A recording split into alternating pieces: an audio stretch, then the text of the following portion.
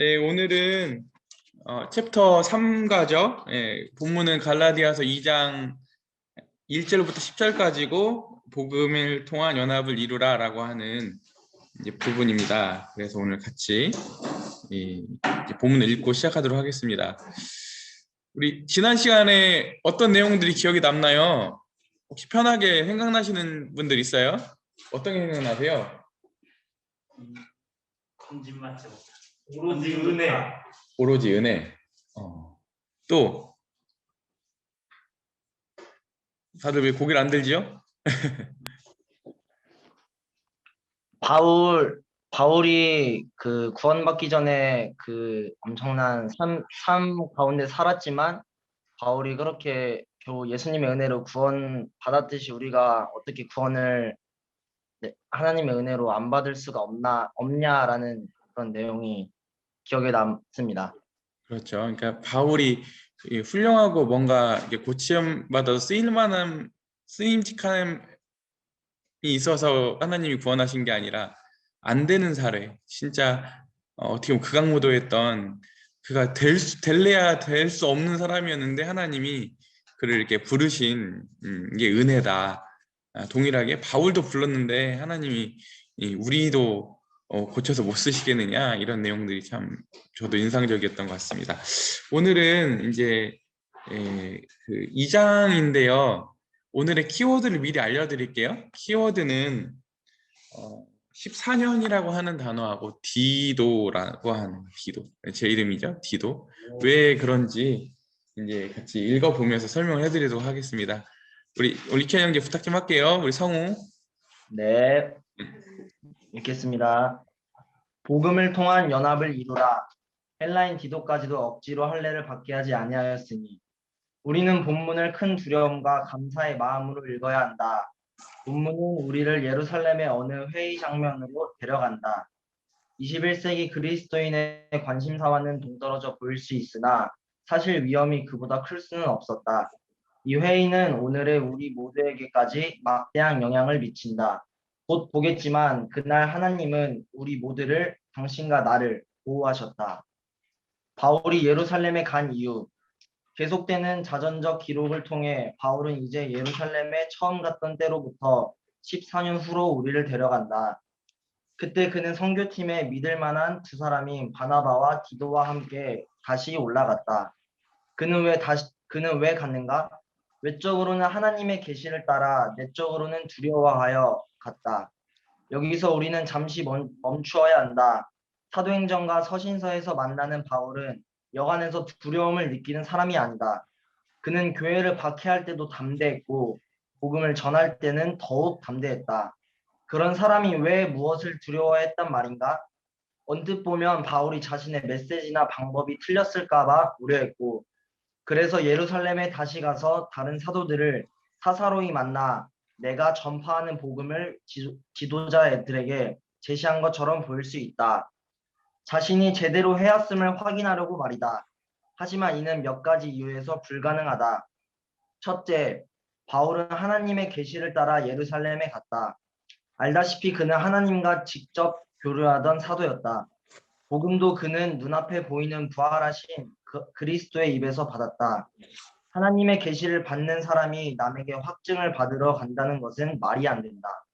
둘째, 확신이 없었다면 왜 예루살렘에 다시 가기까지 14년이나 기다렸는가?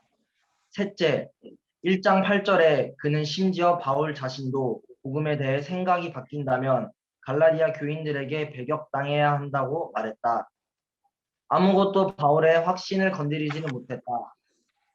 다만 뭔가가 그의 열매를 위협하고 있었다. 만일 다른 사도들이 바울의 메시지를 확증하여 거짓 교사들을 물리치지 않는다면 바울은 회심자들을 지키기가 매우 어려웠을 것이다. 거짓 교사들은 이들 새로 믿은 그리스도인들에게 말하기를 바울이 전하는 복음은 불충분하며 예루살렘 지도자들이 전하는 본래의 사도적 복음만큼 온전하지 못하다고 했다. 그들은 바울이 자기만의 회귀한 메시지인 값싼 믿음을 가르친다고 우겼다. 바울은 자신의 메시지가 하나님의 계시였고 따라서 참임을 알았다. 그러나 위의 오류를 입증할 수 없다면 교회들이 건전한 복음의 가르침 안에 설 수 없었을 것이다. 그래서 바울은 내가 다름질한 것이 헛되게 될 위험을 두려워했다. 자신의 사역이 막혀 별로 열매가 없을까 봐 우려한 것이었다. 그렇다고 바울이 예루살렘 사도들에게 참 복음이 없었을까 봐 두려워서 그곳에 간 것은 아니다. 그는 예루살렘 사도들이 그 복음에 충실하지 않을까 봐 그게 두려웠다. 그들은 거짓 교사들에 당당히 맞서는 게 아니라 오히려 문화적 편견에 미혹되어 그 교사들의 해로운 주장을 계속 방치할 수도 있었다. 그러니까 우선 우리 바울의 생애를 지난 시간에 우리 훑어봤었죠. 간략하게. 처음에 이제 바울이 어디로 가고 있었죠? 회심할 때 그리스도인들을 잡으러 다메섹으로 가고 있다가 다메섹 도상에서 그 빛을 보고 회심하게 되었잖아요. 그리고 나서 어디로 갔죠? 바울이 아라비아로 갔죠. 바로 예루살렘으로 올라간 게 아니라 아라비아로 갔죠. 근데 여기 보면 아라비아로 갔다가 다시 다메섹으로 3년 만에 갔잖아요. 그죠? 그렇게 써 있어요. 3년 만에.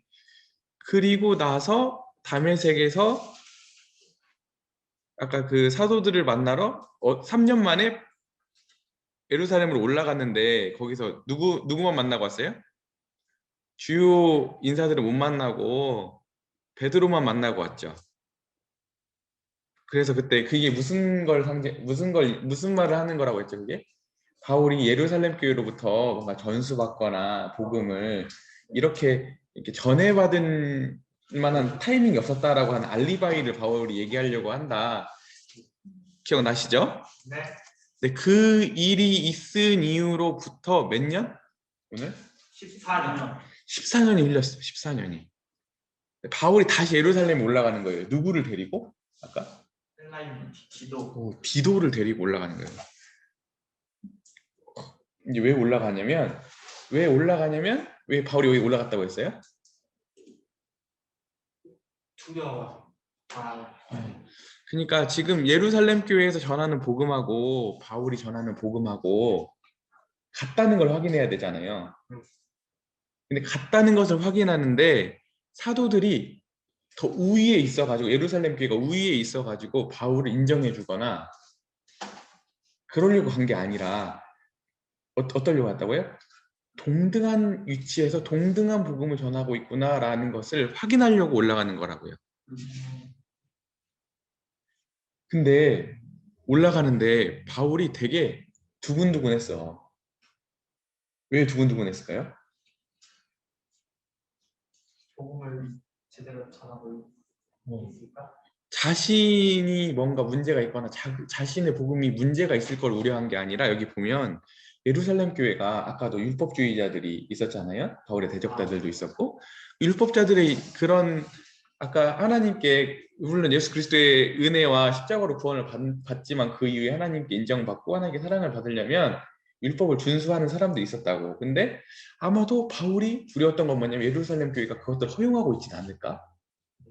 그래서 자신이 전하는 복음과 오히려 예루살렘 교회가 전하는 복음이 예루살렘이 뭔가 문제가 있어서 이렇게 되면 많은 문제가 생기거든. 이해되겠어요? 그런 두려움을 가지고 바울이 올라갔다고 하는 거예요. 근데 이게 어마어마한 영향이 있거든요. 나중에 왜 그런지에 대해서 설명을 할 건데 예, 이해되셨어요? 네. 네. 그 다음 좀 더 읽어주세요.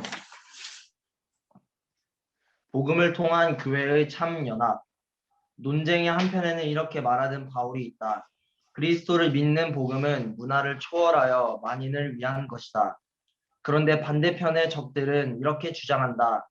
유대인이 다 그리스도인은 아니지만 그리스도인은 누구나 유대인처럼 되어야 한다.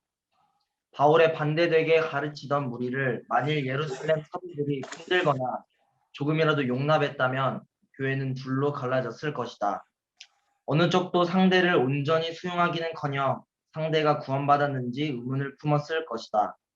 바울의 이방인 교회들은 유대인 교회들이 정말 그리스도를 믿는지 의심했을 것이고 유대인 교회들은 이방인의 구원을 의심했을 것이다.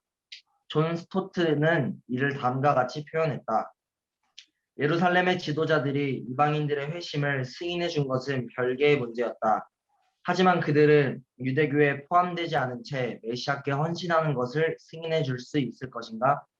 그들의 시야는 그리스도의 복음을 유대교 내에서의 개혁 운동이 아니라 전 세계를 위한 좋은 소식으로 볼 만큼, 그리고 그리스도의 교회를 하나님의 국제적인 가족으로 볼 만큼 충분히 넓었는가? 다른 사도들은 그동안 예루살렘에 남아 있었으므로 이 교회에서 개종하는 이방인들에게 복음이 어떤 의미인지 깊이 생각해 본 적이 없었다. 이런 여러 문제에 실제로 부딪힐 일이 없었다. 이방인 그리스도인의 생활에 관한 한 그들로서는 복음의 함축된 의미를 놓치기가 쉬웠을 것이다. 그냥 이렇게 말하는 것이 자연스럽게 느껴졌을 것이다. 모든 그리스도인은 당연히 율법대로 또는 그에 준하는 정결한 음식을 먹어야 한다. 하지만 이런 작은 오류를 범했더라면 그 여파는 엄청났을 것이다. 구원받으려면 그리스도를 믿는 내적 믿음에 외적 행위를 더해야 하는가? 라는 근본적인 문제에서 기독교 내의 두 파가 서로 맞서 대적했을 것이다. 그래서 바울은 그리스도 예수 안에서 우리가 가진 자유가 위협받고 있으며 따라서 복음의 진리 자체도 위기에 처해 있다고 말했다. 이 회의의 결과로 교회가 분리될 수도 있었다. 만일 그랬다면 당신은 교회가 생겨난 지 얼마 되지 않은 때라서 사실상 서로 다른 두 종교가 출현했을 것이다. 그러니 바울이 두려워할 만도 했다. 위험이 그보다 클 수는 없었다. 음. 그러니까 만약에 그 바울이 갔는데 예루살렘 교회를 갔는데 예루살렘 교회가 더 우위에 있어가지고 바울을 인준해줬다고 하면 어떤 문제가 생길까요? 어떤 문제가 생기죠? 바울이 복음이 하급한 게 되죠. 그것도 문제잖아요. 어떻게 보면은 요 예루살렘 교회에서 있는 본토 복음하고 이방인들에게 전한 복음이 다른 게 되는 거죠. 어떻게 보면 뭔가 아류나 뭔가 하급한 게 되는 거잖아요. 그렇다고 해서 또 예루살렘 교회하고 바울이 하는 복음이 달랐어. 그럼 어떻게 되죠? 뭐 바울이 독자적인 복음이 되고 바울이 이단이 되겠죠. 근데 오늘 이 회의에서 어떻게 됐냐면 예루살렘 교회에 있는 지도자들과 바울이 서로 인준해줬어요. 화해를 했어. 이게 굉장히 중요한 건데 뭐냐면 실제로 바울이 전하는 복음하고 예루살렘 교회가 전하는 복음이 같고 동등하다 인정을 해준 거예요. 근데 이게 지금 뭐 나랑 뭔 상관이 하지만 만약에 이게 그때 문제가 생겼으면 이방인의 바울 종교가 하나 생겼을 거고 하나는 유대주의적 뭔가 기독교 이런 종교가 하나 생겼을 거라고. 그러니까 여전히 은혜를 예수님을 믿는데 믿음으로만 믿는다고 하는 바울이 주창한 복음을 전하는 이방 교회와 예수님의 은혜를 말하는데 그래도 니네들이 그 하나님 백성이 되려면 그래도 율법 준수를 어느 정도는 해야지 이런 두 가지 종교가 생겼을 거라고. 그러니까 바울은 지금 절대절명의 위기에 있었던 거예요. 이해되겠어요? 왜냐면 교회라고 하는 것은 아까 지난 시간에 배웠죠? 교회는 뭐예요? 한 몸이잖아요. 어떻게 구성된? 유대인과 이방인으로 구성된 한 몸이어야 되는데 두 몸이 생기게 된 거잖아. 그런 위기 상황이었어요. 그러니까 실은 이제 하나님의 보호하심 가운데 있어서 어떻게 결말은 이렇게 보호하심 한 연합이 되겠지만 이 순간에 이걸 확인하기까지는 바울이 얼마나 긴장했겠어. 그 긴장감을 알겠어요? 그러니까 오늘 이 티모시 켈러는 바울이 그 느꼈던 긴장감을 가지고 오늘 이 본문으로 들어가서 이 이야기 가운데 들어가 보라고 하는 거예요. 그때 이 회의가 온전하게 이루어졌기 때문에 우리가 현재 이렇게 신앙생활을 할 수 있다 이 얘기를 하는 겁니다. 이게 아무런 우리 상관이 없는 이야기가 아니라 우리가 믿는 신앙하고 되게 밀접한 관련이 있는 사건이에요. 이 사건이. 감사하죠? 감사합니까? 네, 그때 예루살렘 회의에서 서로 양쪽 간에 대등한 위치에서 서로의 복음을 인정하고 바울은 이방인을 위해서 그죠? 그 다음에 이 나머지 사도들은 유대인들을 위한 서로 이렇게 다른 사역을 하고 있다는 거에 대해 하지만 같은 복음이지만 대상이 다르다는 걸 서로 확인했던 아주 귀한 자리였습니다. 이해되셨어요? 네. 그 다음 읽어주세요. 네. 신교의 악수. 바울이 디도를 데리고 갔다는 것은 매우 중요하다. 디도는 헬라인이었으므로 할례받지 않은 그리스도인의 화신이었다. 교회에 가만히 들어온 거짓 형제들은 디도가 구원받으려면 그리스도를 믿을 뿐 아니라 할례를 비롯한 유대교 의식대로 살아야 한다고 주장했을 것이다. 그래서 바울은 다른 사도들 앞에서 디도를 구체적인 시범 사례로 제시했다. 예루살렘 회의가 탁상공론이 되어서는 안 되었다. 그들은 디도에게 할례를 요구할 것인가 말 것인가, 그러나 나와 함께 있는 헬라인 디도까지도 억지로 할례를 받게 하지 아니하였으니 하나님의 은혜로 예루살렘 사도들은 위기에 대처하되 말만 번지르르 하게 늘어놓지 않고 행동으로 보였다. 디도의 할례를 고집하지 않고 바로 그와 친교를 나누었다. 하나님은 사람을 외모로 취하지 아니하시나니 외모는 행위와 관계되고 내면은 존재에 해당한다. 기독교의 관건은 내가 그리스도를 위해 무엇을 하느냐가 아니라 내가 그분 안에서 누구이냐에 있다. 바울은 예루살렘 사도들이 자신의 메시지에 의무를 더하여 준 것이 없다고 말했다. 오직 그리스도를 믿음으로만 구원을 받으며 그 외에는 아무런 행위나 의식도 필요 없다고 그들도 동의한 것이다. 기도를 받아들였다는 것은 그들이 복음에 함축된 기본 의미를 바울의 사역과 함께 받아들였다는 증거였다.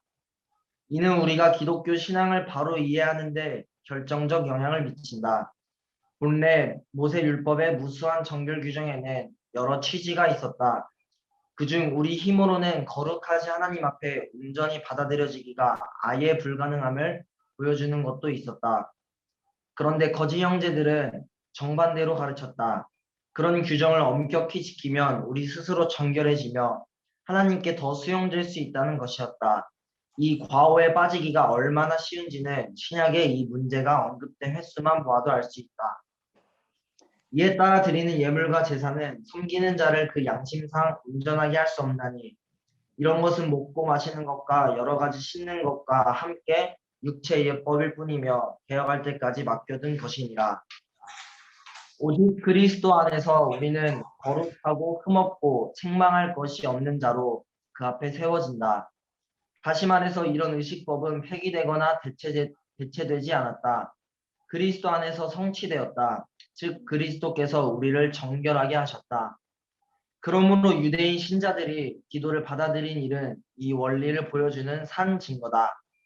사람은 무슨 행위나 의식을 통해서가 아니라 그리스도로 말미암아 영적으로 정결해지고 받아들여진다. 신약에서 그랬듯이 우리도 이 진리를 자신과 서로에게 자꾸 말해주어야 한다. 이방인은 유대인의 관습이나 문화에 따르지 않고도 하나님 백성의 손색 없는 일원이 될 수 있다. 기도를 받아들임으로써 복음에 함축된 의미가 빠짐없이 그대로 공식 천명되었다. 우선은 아까 이제 예루살렘 교회는 그러니까 좀 관점이 달랐는데 이제 우리가 좀 그때 당시로 돌아가서 생각을 해보게요. 예루살렘 교회는 생각보다 그 예수님에 대한 관점, 유대인들은 처음에 메시아를 기다렸죠.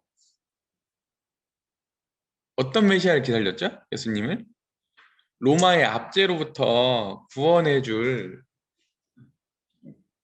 구원자를 기다린 거였거든요. 근데 예수님이 로마의 압제로부터 구원해줄 줄 알았더니 그게 아니라 어디로 우리를 죄로부터 건져주시는 분이었고 율법으로부터 건져주시는 분이었잖아요. 그리고 심지어 가서 보면 그 바울의 이해도 그랬어요. 그 율법 아래서 자기가 할 수 없었던 그 절망하던 지점을 이제 예수 그리스도 안에서 이제 그 지점들이 가능한 새 시대를 여시는 분으로 이해했어요.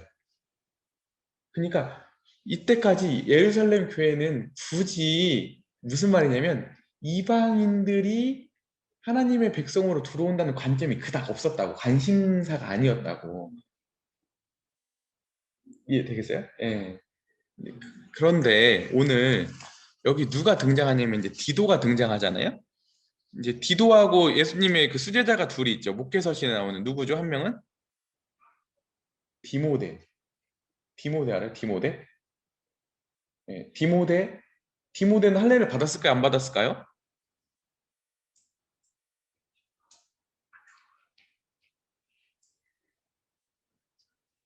맞춰보세요. 받았다 안 받았다. 받았다고 받았다, 안 받았다. 받았다고 생각하는 사람 동그라미. 안 받았다 X. 퀴즈. 받았다. 하나 둘 셋. 받았구나. 오 받았어요. 예. 16장에 보면 바울이 이제 그 데리고 디모데를 데리고 선교 여행을 하는데 회당 사역을 해야 되거든요. 회당에 있는 사람들은 대부분 유대인이었어요.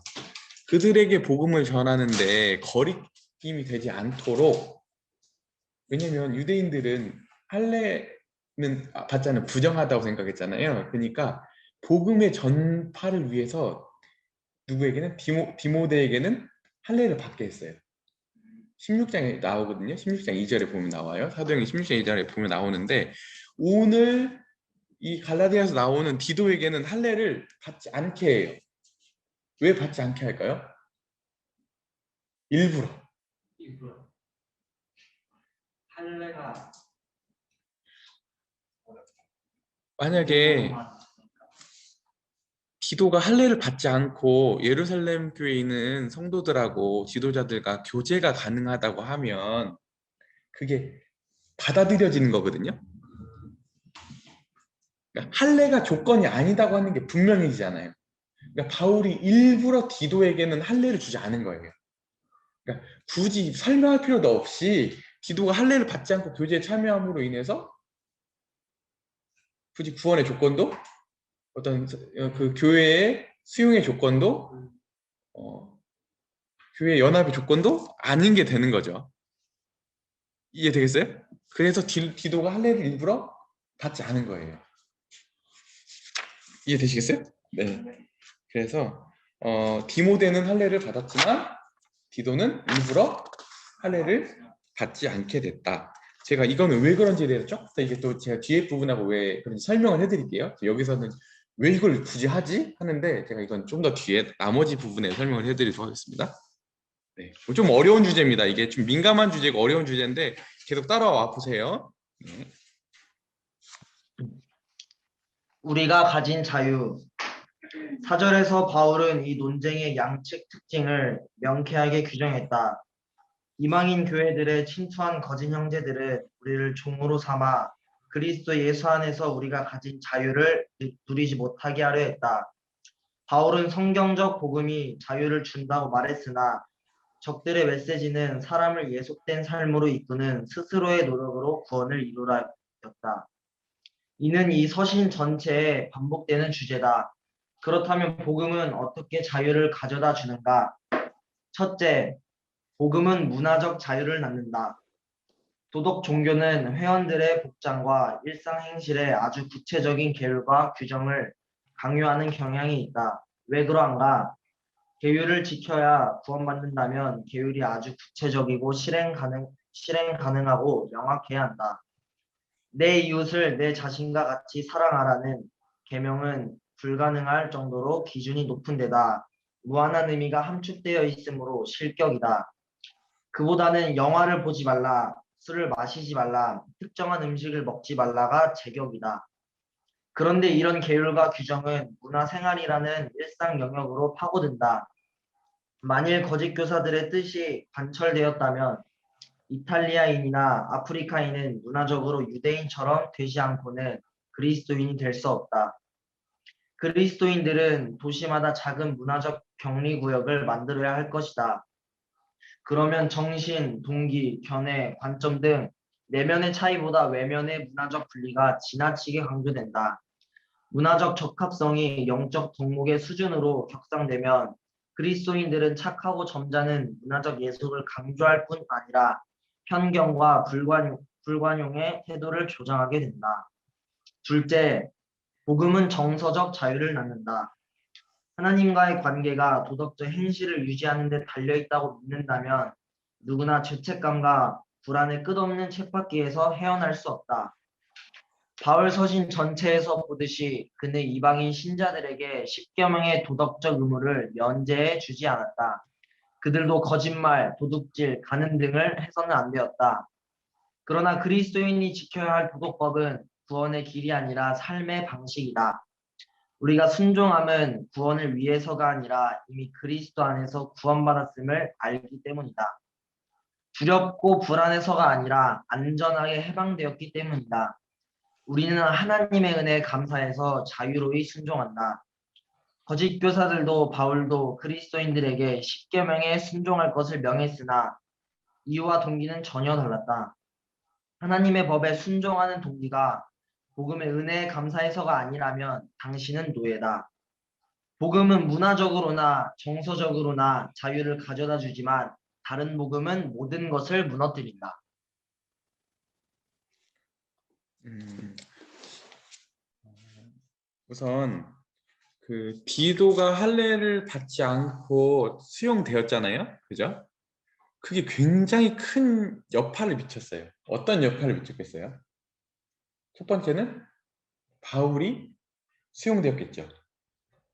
바울도 그리고 할례가 더 이상 조건이 아니라는 게 천명되었죠. 이렇게 분명히 더 드러났잖아요. 근데 또 한편으로 굉장히 공격적이었어요. 누구에겐 공격적이었냐면 그러니까 거짓 그리스도인들 있잖아요. 거짓 형제들에게는 어떻게 됐겠어요? 그들이 설 자리가 없어졌겠지. 그들은 아까 할례가 있어야지만 교제가 가능하고 할례가 구원의 조건이었는데 그게 아까 디도의 간증 하나로 깡그리 무너진 거거든요. 그래서 이 사건이 굉장히 큰 사건이에요. 디도가 할례를 받지 않고 교제에 참여했다. 이게 굉장히 중요한 사건이거든요.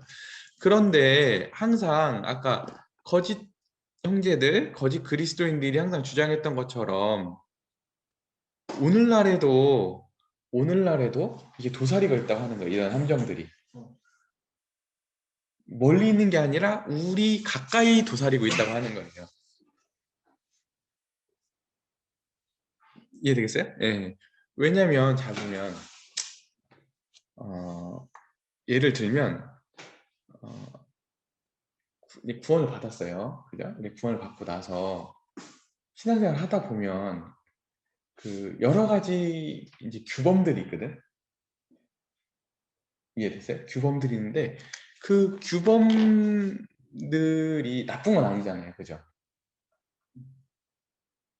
근데 그것을 지켜야지만이 마치 은혜 안에 거하고 구원받은 사람인 것처럼 생각하려고 하거든. 사람은 본능적으로.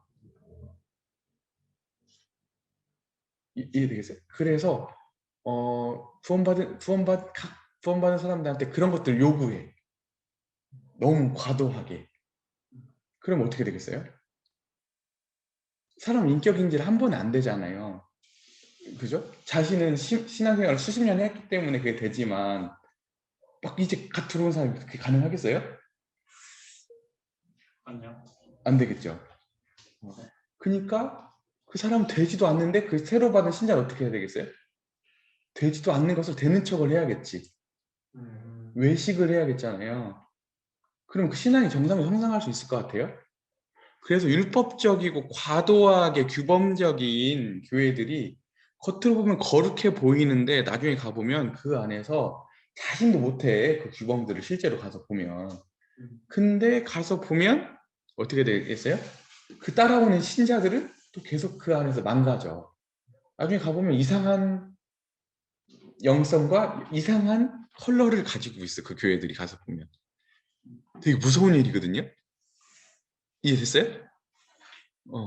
그리고 또 이제 이게 꼭 심하면 이런 식으로도 나타나지만 또 어떤 식으로 나타나냐면 잘 보세요. 교회들마다 강점들이 있어요. 그죠?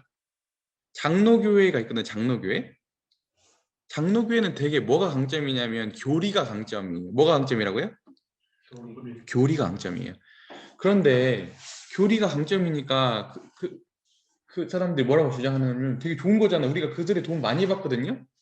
우리 하나님의 큰 이런 책들 다 장로교에서 나온 책들이에요.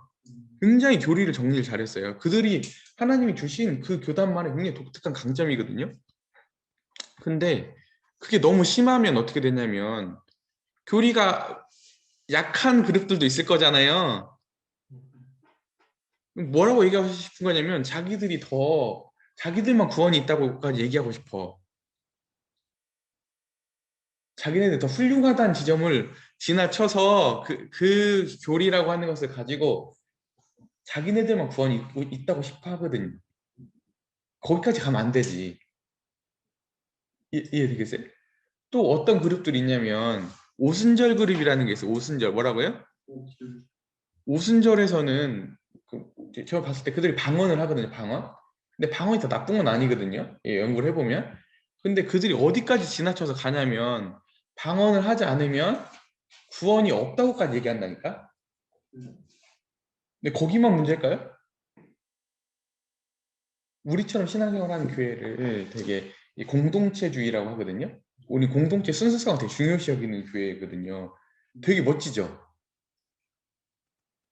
훌륭하지 않아요? 좋은 점이에요. 근데 그게 지나쳐가지고 이렇게 모이지 않으면 구원이 없다고 얘기하면 그것도 문제가 있겠죠. 그 지점까지는 안 가요. 그죠? 하나님이 주신 굉장히 중요하고 좋은 전통이지만 그게 더 지나쳐서 가면 그게 율법주의가 되는 거예요. 이, 어렵죠? 이해되겠어요? 예. 그래서 우리가 가지고 있는 전통이 중요하고 소중한 거지만 그게 너무 지나쳐서 그게 너무 강조가 되고 그게 본질을 가리면 그때부터는 그게 율법이 된다. 라는 문제들 야기한다. 이렇게 얘기하고 싶습니다. 네, 좀 이렇게 학문적이지만 좀 들어주세요. 네, 이게 되게 중요하거든요. 우리 신앙의 건강성을 위해서. 네, 좀 더 읽어주세요. 네. 진정한 연합의 두 가지 표기. 신약 성경은 그리스도인의 연합을 거듭 강조한다. 교회가 갈라지고 교단이 분쟁하는 시대이다 보니 우리는 그 점을 놓치기가 아주 쉽다. 그렇다면 그리스도인의 진정한 연합이란 무엇인가? 첫째, 앞서 보았듯이 연합이란 그리스도 예수 안에 있는 사람이면 문화적, 인종적 배경과 무관하게 누구나 다 받아들인다는 뜻이다. 한 동네에 살며 비슷한 차를 몰고 자녀를 같은 학교에 보내는 비신자보다 몽골 평원에 살며 복음을 믿는 유목민이 미국 그리스도인과 훨씬 공통분모가 많다. 그리스도인의 연합은 문화를 차별하지 않으며 문화적 유사성에 의존하지 않는다. 그러므로 디도에게 억지로 할례를 받게 하지 않았듯이 우리도 복음의 신앙에 뭔가 더하기를 고집해서는 안 된다. 어떤 교회는 그리스도를 믿고 세례까지 받아야만 구원받는다고 가르친다. 어떤 교회는 자신의 교회에 속해야만 구원받는다고 주장한다. 많은 분파의 기독교가 복음의 예정론, 신봉, 금주, 방언 등의 부칙을 더한다. 그래야 우리가 그리스도임을 확신할 수 있다고 주장한다. 다시 말해서 많은 교회에 따르면 구원은 오직 믿음으로 받지만 자신이 참 그리스도임을 확신하려면 그런 부칙이 있어야만 한다. 요컨대 복음의 복장과 오락 등에 대한 문화 규정을 더한 뒤 이런 기준을 어기는 사람은 결코 그리스도인일 수 없다고 우기는 교회와 기독교 단체가 많이 있다. 둘째, 연합이란 각기 다른 소명을 인정한다는 뜻이다. 사도들도 이를 서로 인정했다. 그들은 내가 무할례자에게 복음 전함을 맡은 것이 베드로가 할례자에게 맡은 과 같은 것을 보았고 베드로와 바울은 동일한 복음을 전했으나 방식이 서로 다름을 인정했다. 주어진 은사와 능력으로 복음을 전할 수 있는 대상 집단은 사람에 따라 다르다. 이는 복음의 본질을 수호하면서도 상대에게 맞출 수 있다는 뜻이다. 여기에 함축된 의미는 특히 선교에 있어 매우 중요하다. 복음의 메시지를 상대의 관심사에 전혀 맞추지 않거나 반대로 너무 맞추어 복음의 본질을 상실하면 사람들을 설득하여 복음의 기쁨과 자유 속으로 불러들일 수 없다. 오늘날 자칫 복음을 수호하지 못할 흔한 방식은 무엇인가? 어떤 교회와 그리스도인은 복음을 현대 세계에 맞춘답시고 아예 반감을 주는 요소를 제거해버렸다. 예컨대 그리스도를 통해서만 하나님께 갈 수 있다는 철칙이나 일체의 기적을 언급하지 않는다. 하지만 그러면 복음 자체가 사라진다. 이제 남은 길은 선행을 통한 자력권이기 때문이다. 이로써 복음은 수호되지 못한다. 그런가 하면 반대쪽 극단으로 치달아 전혀 상황에 맞추지 못할 수도 있다. 많은 교회와 그리스도인이 자신들만의 음악이나 조직이나 특수 용어에 너무 매몰된 나머지 외부인의 취향과 감성을 통합하려는 변화의 의지가 없다. 상황에 맞추는 정도가 너무 미진하거나 과하면 역설적이게도 복음을 잃어버리게 된다. 일개 전통을 양도 불가의 수준으로 끌어올리면 율법주의가 생겨날 수밖에 없다. 진짜 그리스도인은 항상 이런 식으로 한다는 말과 같다. 요컨대 보수주의와 율법주의도 자유주의에 못지않게 복음을 위험에 빠뜨릴 수 있다. 사도들은 복음의 메시지와 거기에 내포된 삶의 방식을 단호히 수호했지만 동시에 메시지의 매체를 상황에 맞출 준비가 되어 있었다. 이게 무슨 말인지 알겠어요, 여러분? 네. 이제 잘 설명을 해드릴게요. 잘 들으세요. 이제 잠시만요.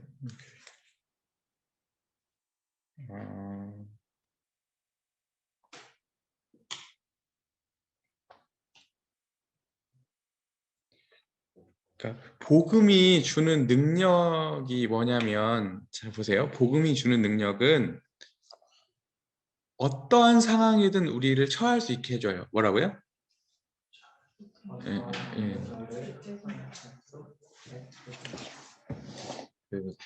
이게 무슨 뜻이냐면, 우리가 이제 성경에 보면 이런 말씀이 있죠. 능력 주는 자 안에서 모든 걸 할 수 있다. 이 말 들어봤어요? 이 말씀?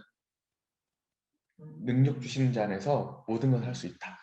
이게 무슨 뜻이냐? 내가 다 할 수 있다 이런 뜻이 아니라, 그 본문을 전후를 가서 보면 바울은 가난하게도 처할 수도 있었고 비천하게 처할 수도 있었고 또 어디에도 처할 수 있었고 존귀에도 처할 수 있었던 사람이에요. 이게 무슨 뜻이냐면, 잘 보세요. 우리는 그 복음은 아까 어떤 지점을 얘기하냐면 우리가 하나님의 자녀됨이죠. 자녀됨이라고 하는 게 변화되지가 않잖아요. 어떤 조건에 의해서 변화되는 게 아니죠. 그죠? 그런데 제가 예언 하나 들어드릴게요. 잘 들어보세요. 그 예전에 그 2차 세계대전 때 독일군 있죠. 독일군에서 영국에 있는 귀부인들을 잡아왔대요. 근데 귀부인들을 잡아왔는데 그 귀부인들이 한 그룹은 본래부터 귀족이었고 한 그룹은 나중에 그냥 결혼을 이렇게 원래는 되게 천한 출신인데 나중에 이렇게 그 자기 남편 어떻게 해가지고 잘 만나가지고 이렇게 된 두 그룹이 있었는데 이제 잡아가지고 실험을 했다는 거 아니에요? 이제 굉장히 가정 그 허드렛 일을 시켰다는 거예요. 잡아가지고. 근데 어떤 그룹이 더 잘했을까요?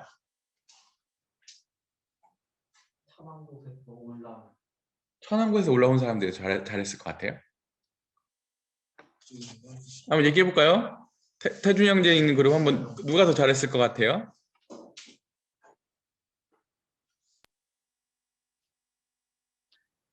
두 번째입니다. 두 번째? 네, 이현 형제 어디가 더 잘했을 것 같아요? 둘 다 잘했을 것 같아요. 둘 다. 석준 형제 여기. 해봐. 둘 다 못했을.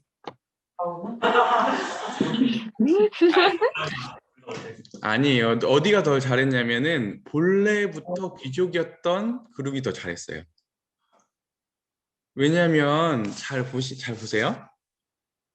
나중에 이렇게 원래 출신이 그랬던 사람들은 그 일을 하면 자기의 신분이 흔들린다고 생각했던 거지.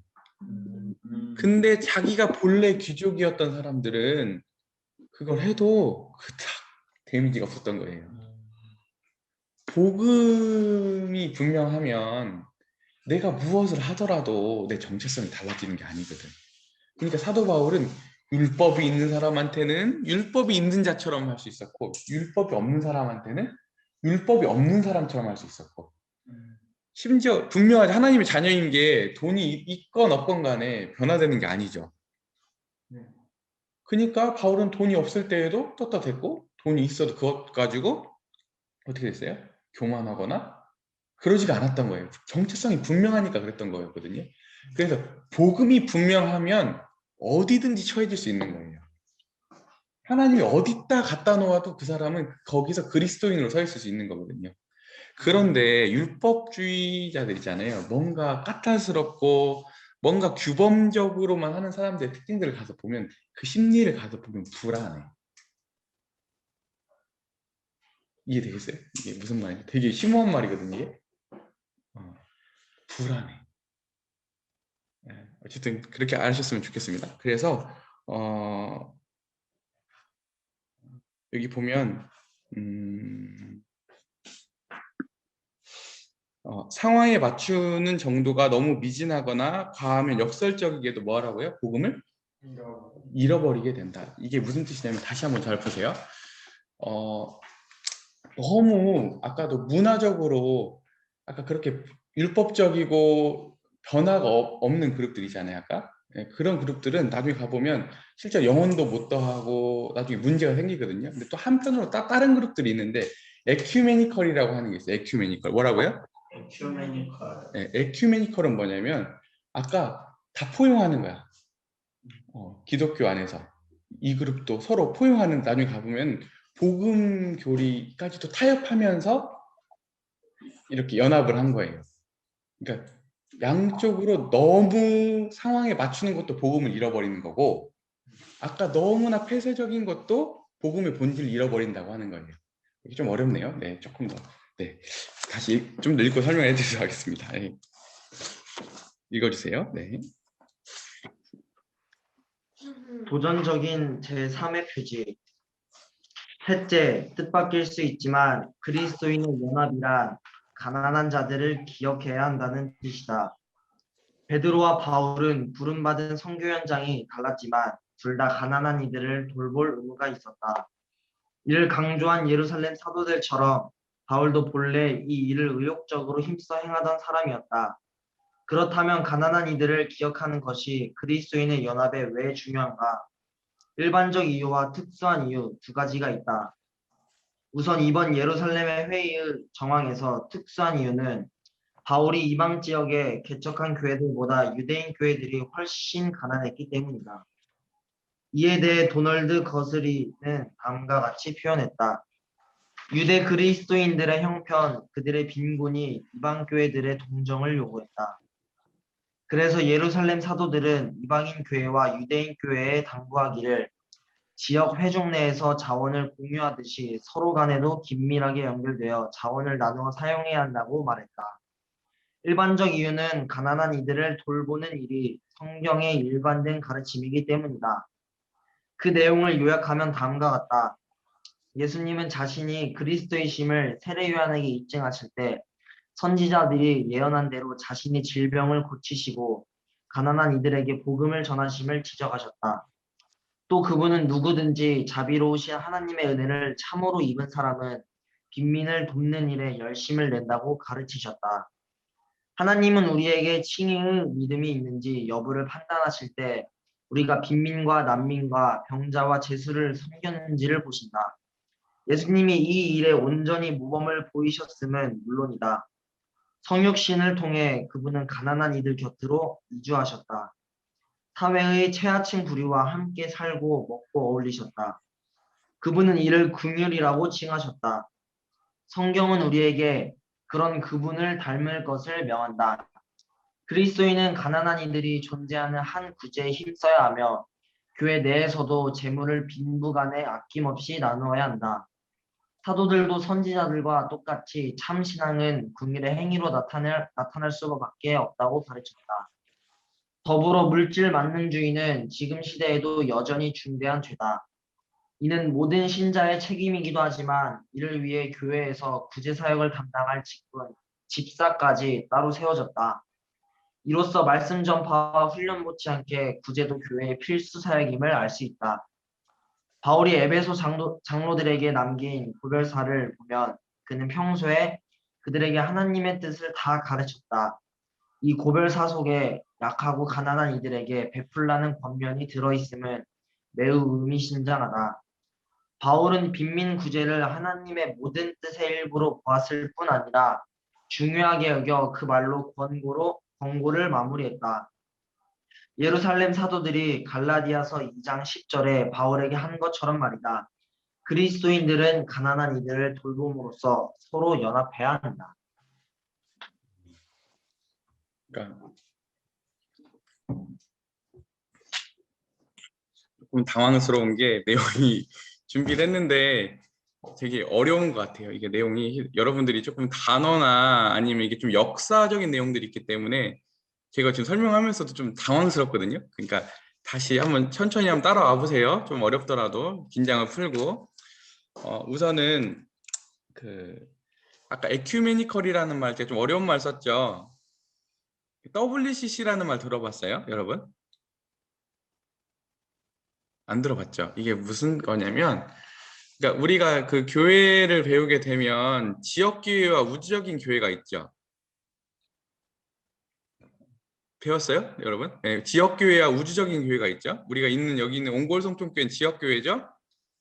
하지만 우리가 지금 역사와 나라, 시간과 공간을 초월해서 공동체를 이루고 있잖아요. 그죠? 네, 이것 우주적인 교회라고 하죠. 근데 우주적인 교회인데 우주적인 교회는 서로 어떻게 돼 있죠? 연결돼 있죠. 오케이? 예. 그래서 아까 교회에 연합운동이 있어요. 연합운동. 교단과 이런 차이가 없이 우리가 모이자. 이게 WCC 운동이라는 운동이 있거든요. 근데 그게 취지는 좋았는데 아까 너무 교제를 강조하다 보니까 이단적인 퍼포먼스를 하는 교회들도 같이 교회가 연합을 해버린 거야. 교회의 순수성이 파괴가 된 거죠. 복음까지도 훼손이 된 거예요. 가서 보면. 그렇기 때문에 막 WCC에 가입을 해야 되냐 안 해야 되냐 우리나라 이것 때문에 굉장히 시끄러웠거든요. 근데 그런 흐름이 있었던 거예요. 뭐 우리랑 이렇게 별로 이렇게 없는 것 같아서 지금 표정들이 이걸 내가 왜 들어야 되지? 그래서 그런 것 같아서 어쨌든 이제 그런 부분들이 이게 실은 고민한 사람들은 이게 다가오는 말들인데 이게 아닌 사람들이 이게 그닥 다가오는 말이 아니지만 네, 당황스럽습니다. 네. 네, 오늘 대상이 뭐라고요? 누구?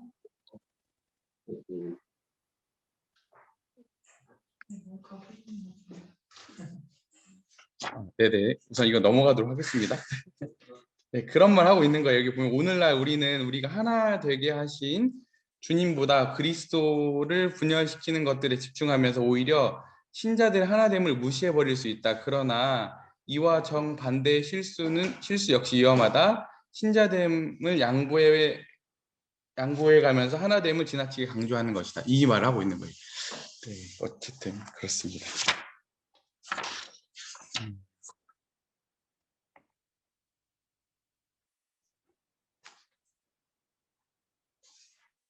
그리고 또 하나 이제 마지막으로 이제 정리할 부분이 뭐냐면 이제 이거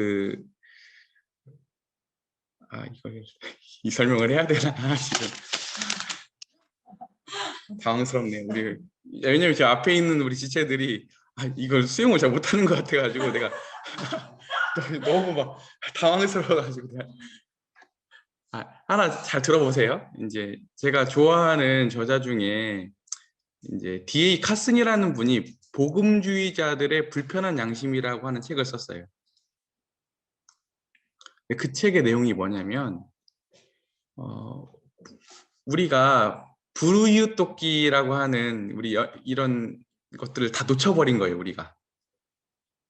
왜냐하면 역사적으로 어떤 일이 있었냐면 자유주의라고 하는 그룹이 안 되겠네요.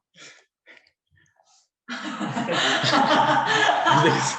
안 되겠어. 이 설명하면 안 되겠어. 오늘 내가 너무 어렵게 준비했어요. 오늘 다른 때보다 준비는 더 많이 했는데 이거를 설명하려니까 너무 궁금한데? 해주세요. 이해 못하더라도 듣고 싶어요. 해줄게요. 이게 뭐냐면 D.A. 칼슨이라고 하는 사람이 아까 복음주의자들의 불편한 양심이라는 책을 썼는데 이게 무슨 내용이냐면 원래 어려운 사람들을 돕고 사회적으로도 긍휼을 베풀고 자비 사역을 어느 그룹에서 했냐면 우리 그룹에서 했어요. 우리처럼 믿는. 근데 어느 날 어떤 사람들이 나왔냐면 기독교에 예수님의 부활도 부인하고 성경의 무호성도 부인하고 초자연적인 하나님의 역사도 부인하는 기독교 그룹을 가리켜서 자유주의라고 해요. 되겠어요? 근데 역사에서 자유주의자들하고 우리처럼 믿는 그룹을 뭐라고 하냐면 복음주의라고 하거든요. 뭐라고요? 복음주의, 자유주의 이 두 그룹이 있어요. 그런데 이 두 그룹이 충돌했겠어요? 안 했겠어요? 했겠죠. 여기서는 하나님의 말씀을 무호하다고 믿고 여기서는 인간의 글이라고 믿고 예수님의 부활은 말도 안 된다고 믿고 예수님의 부활은 실제 역사적 사건이라고 믿고 두 그룹이 엄청 싸웠겠죠. 그죠? 그다음에 역사적으로 하나님 말씀은 무호하다. 여기는 오류가 있다. 이렇게 믿었다니까요. 근데 나중에 누가 이겼을까요? 역사적 이 싸움에서 자유주의. 어디가 이겼을까요? 자유주의가 이겼어요.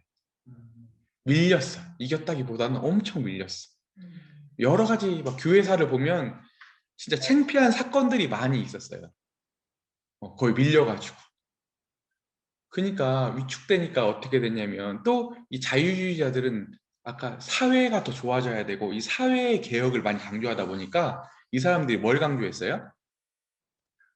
어려운 사람들 도와주고 사회운동 이런 걸 했다고. 근데 반대로 우리는 뭘 강조했냐면 영혼 구원을 강조한 거야. 반대급부로 간 거예요. 원래 어려운 사람을 도와주는 영역은 이쪽 영역이 아니고 원래 우리가 했던 거였거든요. 놓고만 보더라도 우리 누구였죠? 저기 그 기도의 사람 조지 밀러 형제님도 고아원 사업도 하시고 어려운 사람 돌아봤잖아요. 근데 우리가 이 싸움을 하면서 마치 아까 불우이웃돕기라고 사회에 이런 것들을 도와주고 이런 어려운 사람들 자비 이런 것들 말하는 것은 영혼 구원을 반대한다고 생각한 거야. 그러니까 우리는 어려운 사람 도와주는 거 이런 것들에 대해서 터부셨지. 우리는 영혼 구원하고 복음 전해야 되고 이렇게 하다 보니까 우리가 자비를 잃어버렸어. 이해되겠어요? 네. 그런데 나도 충격적이었던 게 이 복음주의자 나도 그렇게 생각했던 사람이었거든요. 근데 복음주의자들의 불편한 양심이라고 하는 우리 진영 복음주의 안에 있는 최고의 리더였던 분이 이런 책을 썼어요. 우리가 너무 많은 것을 놓쳐버렸다. 이 반대급부로 가서. 그리고 예전에 조나단 에드워드라고 하는 그 아주 유명한 청교도가 있었는데 그 청교도 신학자의 책 중에 되게 충격이었던 게 뭐냐면 불의요 돕기는 하나님의 사랑을 받는 비결이다. 이런 책이 있었어. 그래서 난 이해가 안 됐지. 무슨 불의요 돕기를 해야 되고 구제를 해야 되지? 이거는 우리는 복음만 전해야 되는데 나도 초보였을 때 그런 생각을 했었거든요. 근데 그게 아니었던 거예요. 왜 하나님이 왜 공동체 가운데 어려운 사람들 두시는가? 연합하려고. 초대교회를 보면 초대교회에는 굶는 사람이 없었대요. 당시에는 어마어마하게 기근이 있었고 어려운 시대였거든요. 우리 할머니 할아버지 때만 해도 못 먹는 날이 태반이었고 하루에 한 끼 먹는 게 대부분이었잖아요. 근데 그 시대는 어떻게 했어요? 예수님 때도 보면은 어떻게 됐어요? 그들이 굶을까 봐 제자들이 오병이어 사건을 주님께서 제자들에게 이렇게 보이시잖아요. 그죠? 쫓았던 사람들에게 오병이어의 기적을 베풀어 주셨잖아요. 그렇게 어려운 시대였거든요. 그 시대 자체가. 이해되겠어요? 근데 초대교회 때 굶는 사람이 없었어. 왜냐면 성경에 사도행전에 나왔던 말 있죠. 자기의 물건을 통용했다니까. 그래서 부자와 가난한 사람은 있었는데 못 먹는 사람이 없었다는 거지. 다 나눴었기 때문에 그랬던 거예요. 정말 아름답지 않아요? 근데 이 공동체 안에서도 왜 하나님께서 소자를 두시고 가난한 사람을 두시고 어려운 사람을 두시는가 흘러가도록 연합하게 하려고 두신다고 하는 거예요. 이해되겠어요? 근데 오늘 여기에서도 보면 이 예루살렘 교회가 어땠어요? 예루살렘 교회가 극심하게 그때 기근이 들었어. 이방 교회들은 풍성했어. 그래서 이 하나님은 일부러 이렇게 어렵고 지금 뭔가 도움이 필요한 지체들이나 아니면 그런 교회들을 두셔서 서로 연합하게 하시는 거예요. 이게 없으면 연결고리가 별로 없거든. 중요한 거거든요, 되게. 그래서 심지어 나중에 가보자면 로마서를 나중에 우리가 배우게 될 건데 로마서에서도 보면 바울이 아주 중요한 역할을 했는데 로마 교회에 내가 지금 가고 싶은데 지금 더 중요한 일을 하고 있다. 왜 내가 지금 너희한테 로마 교회 가고 싶은데 왜 더 못 가냐. 그 이유를 설명하는 게 뭐냐면 예루살렘 교회에 기근이 들었어. 정말 끔찍한 기근이 들었어. 그래서 이방 교회들로부터 헌금을 거뒀어. 그래서 그것을 전달하려고 했어요. 바울이 왜 그걸 전달하려고 했냐면 아까 유대교회와 이방교회가 하나의 연합을 하게 되는 거예요. 왜냐면 이방교회에서 아까 그 모은 헌금을 유대교회가 받아줬어. 그럼 어떻게 되는 거죠? 서로 연합됐다는 것을 보여주게 되는 거잖아요. 그래서 아주 중요한 사역이었거든요. 그래서 오늘 이렇게가 때로는 우리가 구제하고 어려운 지체들을 돕고 하는 부분들은 그게 그냥 연민 이런 게 아니라 하나님의 모험으로서 연합됨을 확인하는 과정이다. 이렇게 이해했으면 좋겠습니다. 이해되셨어요? 네. 어렵습니다. 네, 정말 오늘 제가 다른 때보다 3배는 더 준비했거든요. 근데 오늘 다 못 풀겠어요. 풀면 안 될 것 같습니다. 이런 날도 있지요. 그리고 또 제가 아직 아까 풀지 못한 부분들 간략히 조금만 더 짚고 넘어가도록 할게요. 오늘 다 머리가 빠개지겠죠? 네. 미안합니다. 실력이 없어서 그래요, 교사가. 아까 우리 이런 부분이 있었죠. 내 이웃을 내 몸같이 사랑하라. 이 말씀은 사양한다. 왜냐하면 이 말씀은 그 속뜻은 너무 다양한데 실천하기엔 너무 높은 기준이기 때문이다. 우리는 극장에 가지 말아라 또는 술을 마시지 말아라 아니면 이런 음식을 먹지 말아라 같은 규칙들을 원한다. 그죠? 이게 무슨 뜻이냐면 실제로 율법주의자들이 하는 게 더 어려울 것 같잖아요. 아니, 더 쉬워요. 가서 보면. 왜냐면 실제로 그 율법주의자들은 그 조목조목만 하면 되잖아요. 그러니까 성경에 보면 주님이 뭐라고 했던 부분이 고르반이라는 게 있어요. 고르반. 고르반이 뭔지 알아요? 뭐냐면 당시에 부모를 공양해야 됐거든. 근데 일부 이게 또 돈을 성경에 내면 그게 면제됐어. 그러니까 뭐냐 고려장과 같은 거야. 그리고 율법을 준수한다고 한 사람들이 고르반을 했어. 그래놓고 자기는 율법을 지켰다고 한 거야. 근데 그 율법의 취지는 뭐냐면 부모를 공경하는 거잖아요. 근데 그걸 해놓고 부모에 대한 공경은 버리는 거지. 이해되겠어요? 이게 율법주의가 가지고 있는 맹점인 거예요. 네, 이상입니다. 네.